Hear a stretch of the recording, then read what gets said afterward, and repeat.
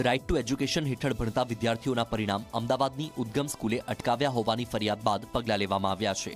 અમદાવાદ જિલ્લા શિક્ષણાધિકારીએ શાળાને show cause notice આપી તાત્કાલિક પરિણામ આપવા આદેશ કર્યો છે. વાલીઓનો આરોપ હતો કે તેમના બાળકનું પરિણામ અટકાવાયું છે.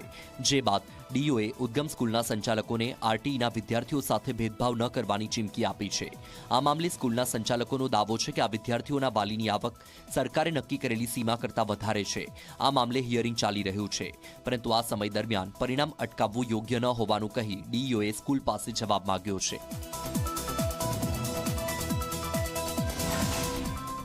વાલીઓ દ્વારા જે રીતે રજૂઆત થઈ તે પ્રમાણે પહેલી પરીક્ષાનું રિઝલ્ટ અને હમણાં બીજી પરીક્ષા લેવામાં આવી તો તેનું રિઝલ્ટ વિદ્યાર્થીઓને આપવામાં આવેલું નથી તેવી રજૂઆત વાલીઓ દ્વારા થઈ. તો તાત્કાલિક આજે અમે આ ઘટના બિલકુલ યોગ્ય નથી. આ પ્રકારે એટલે ઉદ્ગમ સ્કૂલને નોટિસ આપી છે. વાલીઓને તાત્કાલિક આજે જ પરિણામ આપી દેવા માટે સૂચના આપી છે. આરટીઈના હિયરિંગ કર્યા છે વધુ આવક ધરાવતા વાલીઓના. એમાં જે કંઈ પ્રકારે નિર્ણય આવે તે દરેકનું હિયરિંગ કરીશું અને નિર્ણય લઈશું અને નિયમાનુસાર લઈશું. પરંતુ વિદ્યાર્થીઓના પરિણામ રોકવા એ બિલકુલ યોગ્ય નથી.